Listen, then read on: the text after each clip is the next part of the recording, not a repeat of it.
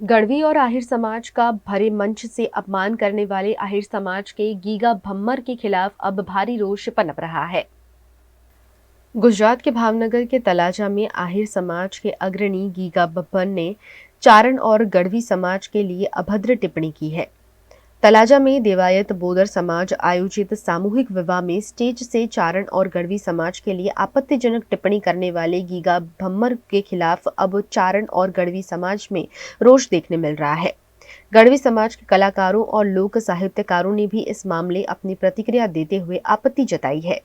ये महाशक्ति से सारणे से ने एनी मां ने एनी सोडी सिवाय कोने वखाण ज नहीं कर्या। पेलो दबो गई तो ए मारी मां होंदल ने भांगड़ी ने देवड़ी ने आन तीन जीकाड़ा बोलावीने तमने लूटी ले, नोखा पाड़े। भाईओने देवायतनो दीकरो कपावी नाख्यो अने आ पंसाना पांसाना पंसोળી नाम करीने तमारी मावड़की आणी नाखी तेदुना हजी भेगा न थता। ई करो ने आवा धंधा ने करो छो। आ देवायतनो आ फलाणानो आ तमने भाईए भाईने नोखा पाड़ी दे। ई जाति एनो एनो असह्यो ले एनु पतन थी जाए। बुकमां एनी छाप पाई गई छे पण सारणनो शाळो करता नहीं। सारण कोई दी घेर आवे तो 2 રૂપિયા આપીને કાઢી જ મૂકજો, ઘડી કે રહ્યો તો તમારી ધૂળ ખોદી નાખશે। આજે તમે આ તમારી સામે છે।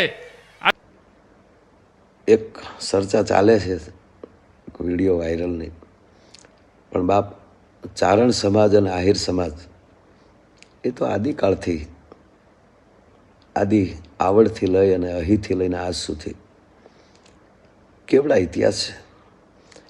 અરે છોડો આહિર સમાજ નહીં, સમગ્ર વિશ્વમાં કોના કુળદેવી નથી અને કઈ કુળદેવી ચારણ જગદંબા નથી।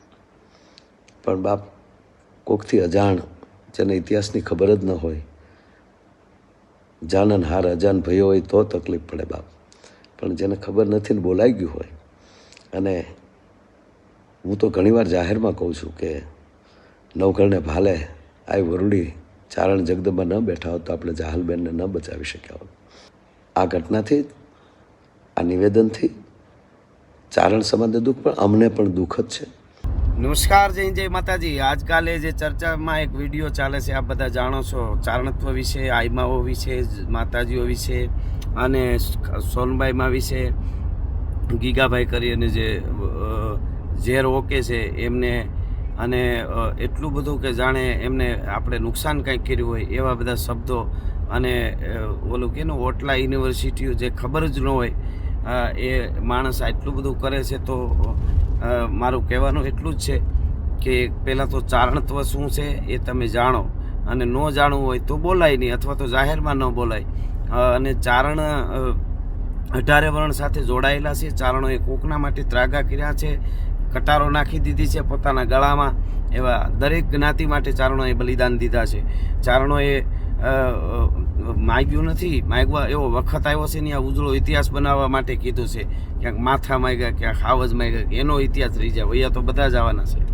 અને બીજી વાત એક એ ખાસ આહિર સમાજના બધા અગ્રણીઓ આટલા છે, એમને બધાને મારે એ કહેવાનું છે કે ખરાબ માણસ ખરાબ બોલી, કોઈ પણ માણસ ખરાબ બોલીને ખરાબ કરે એથી વધારે ડાયો માણસ ટાણે મૂંગો રહીએ એ સમાજના માટે ખરાબ થાય છે। તો બધા કહી શકો તમે વડીલો કે ભાઈ આ બહુ મોટી ભૂલ કરી છે, એમની ભૂલનો એમને અહેસાસ કરાવો। ચારણ સમાજની પરંપરા વિશેની જાણકારી એની નહીં, પણ એના અંદર કંઈક ખરાબ ઝેર કોણ જાણે ક્યાંથી રેડાયું હશે, એટલે એ વ્યક્તિ એને જવાબ આપવા જેવું તો લાગતું નથી, કારણ કે દેખીતા જ ખૂબ અવિવેકી અને નિમ્ન કક્ષાનું જીવન જીવતી વ્યક્તિ હોય એવું લાગે છે। પણ ચારણ સમાજ માટે આવું ખરાબ બોલનાર વ્યક્તિને સજા થવી જોઈએ, કાયદાકીય રીતે સજા થવી જોઈએ। ચારણ સમાજ તો એ પગલાં લેશે જ તે।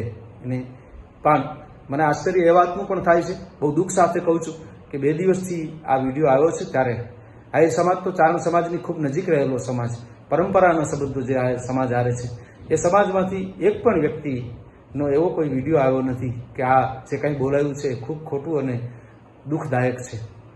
સમાજે આવા વ્યક્તિને જાહેરમાં બહાર લાવી, અને એ કોઈ પણ સમાજનો હોય, કોઈ પણ સમાજ માટે આવું બોલે એને બહાર લાવી અને જાહેરમાં માફી મંગાવવી જોઈએ, એને યોગ્ય સજા થવી જોઈએ। કારણ કે કોઈ પણ સમાજની લાગણી દુભાવવી. ચારણ સમાજ તો દરેક સમાજનો હિત ચિંતક અને દરેકની સારી વાતો સમાજ સુધી પહોંચાડનારો સમાજ છે. વૈમનસ્ય ફેલાવવાનો પ્રયત્ન ન કરવો જોઈએ. ચારણો વિશે બહુ જ બેહુદું બોલ્યા, એટલું બધું બોલ્યા. આપણા માતાજીનો વિષય લઈ સોનલમાં વિશેની વાત મૂકી એટલું નહીં, પણ ચારણની દીકરીઓ માડી અને સમાજ એટલું ઘસાતું બોલ્યા કે જે સહન ન થઈ શકે સમાજને. સમાજ હું જોઉં છું કે સમાજમાં પણ ઘણો ઉશ્કેરાટ છે. તો એ બાબતે મારે સમાજને ખાસ વિનંતી, સમાજને ખાસ આ માધ્યમથી અહીં કહું છું કે ભાઈ ખરેખર આપણે આ વિષય ઉપર સોશિયલ મીડિયામાં ન જઈ, કોઈ સમાજને દોષારોપણ ન કરી. જે વ્યક્તિએ આવું કૃત્ય કર્યું છે એના માટે કાયદામાં શું જોગવાઈ છે એ વડીલો બધા તલસ્પર્શી ચર્ચા કરી અને આગળ પગલાં ભરે. થતી હોય તો ફરિયાદ કરે, આવેદનો આપે, જે થતું હોય કરશું, પણ શાંતિથી આપણે નિયમને આધીન થઈ આમાં આગળ વધશું એવી મારી નમ્ર સમાજને અપીલ છે. એક પણ ચારણ આને કોઈ દી જિંદગીભર વ્યક્તિગત આને કોઈ મામો ન કહેતા અને હાથ લાંબો કરીને જય માતાજી ન કરતા. ચારણ જ્યાં અપૈયો કરે છે પછી હાથ લાંબો નથી કરતો, એને જય માતાજી નથી કરતો, એનું મોઢું નથી જોતો. જિંદગીભર એ જ્યાં સુધી જીવે ત્યાં સુધી એને ચારણના એક પણ મંદિરમાં ન આવવું, માતાજીના દેવસ્થાનમાં ન આવવું. માતાજી ચારણની દીકરીઓ કેવી છે ને એના વિશે બધું એણે જે બયાન આપ્યું છે, ચારણની દીકરીને શું કહેવાય એ પણ એને ખ્યાલ નથી, એને ખબર નથી. સમગ્ર આહિર સમાજને કાયમ બધા રૂડા લગાડે છે ચારણો, અને ચારણોને એટલા જ આહિર સમાજ આદર આપે છે, માન આપે છે. દેવાયત બોદરના દીકરા ઉગા બોદરનું જે અમર બલિદાન છે, ઇતિહાસ જાણ્યા વિના એના ઉપર એને સવાલ ઉઠાવ્યો છે. આહિર સમાજે આ વાતની નોંધ લેવી જોઈએ. શું આ બલિદાન નહોતું આપવું જોઈતું? આની નોંધ આહિર સમાજે લેવી જરૂરી છે. અને સમગ્ર આહિર સમાજને અમને બધાને આપને ખબર છે ખૂબ આદર આપે છે, પણ આ વ્યક્તિની વાત છે. એક પણ મોકળિયાણીમાં એના કુળદેવી છે, એના મંદિરમાં પણ એ કોઈ દી ન જાય.